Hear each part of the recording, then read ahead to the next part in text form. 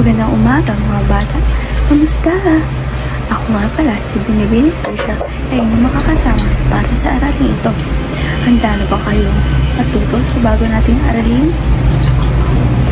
Kung ngayon, atin ang simulan.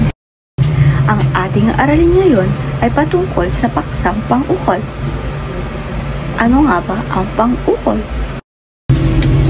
Ito ay kataga o salita na buugnay sa isang pangalan, pandiwa, panghalip at pang-abay sa iba pang mga salita sa pangungusap. Ang ilan sa mga halimbawa nito ay ang ng, sa, ni o nina, ayon sa, at marami pang iba. Ngayon naman, ating bigyang linaw kung paano nga ba ginagamit ang pang-ukol sa isang pangungusap. Handa na ba kayo? Tara! Ang ating unang halimbawa ay maayos na nakasalansan ang mga aklat ni Marco. Sige nga, inyong tukuyin kung ano nga ba ang pang-ukol na ginamit sa pangungusap na ito. Ano iyon? Magaling! Ang ating ginamit na pang-ukol sa pangungusap na ito ay ni. Dahil ito ay nagpapahayag ng pagmamay-ari ng isang bagay. Sa ating pangalawang halimbawa, mayroon naman tayo ang mga prutas sa basket ay bagong pitas lamang. Sige nga, inyo rin tukuyin kung ano ang pang-ukol na ginamit sa pangungusap na ito. Ano iyon? Tama! Ang pang-ukol na ginamit natin sa pangungusap na ito ay sa. Galing! Inyo na bang naintindihan kung ano ang pang-ukol? Magaling! Kung ganon, lumako naman tayo sa dalawang pangkat ng pang-ukol. Ang pangalang pambala na at pangalang pantangi. Ano nga ba ang pangalang pambala na?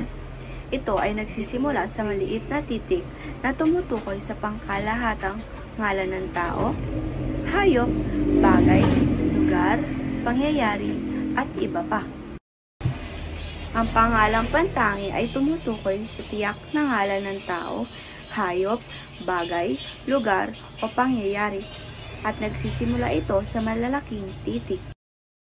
Ating isaisip na ang mga salitang ni, kay, at sa ay sa pang-isahan, at sa pangmaramihan naman ay ang mga salitang sa mga, nina, at kina.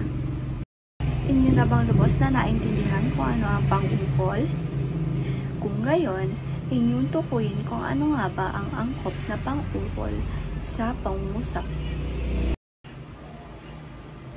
Si Katie, ang panganay na anak ni Nina, o sa mga Romel at Kat.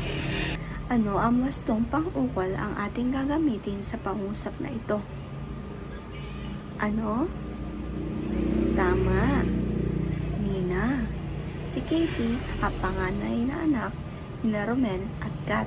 Mahusay. Ngayon, tukuyin naman natin ang wastong pang-ukol sa pangalawang pangungusap. Ayon sa, ayon kay, tungkol sa, doktor ay ligtas na ako sa sakit. Ano ang tamang pang-ukol na ating gagamitin? Ano? Tama. Ayon sa doktor, ay ligtas na ako sa sakit. Mahusay. Magaling! Inyo nang natutunan kung ano nga ba at paano ginagamit ang pang-ukol sa isang pangungusap. Sana ay marami kayong natutunan mula sa araling ito. Hanggang sa muli, alam!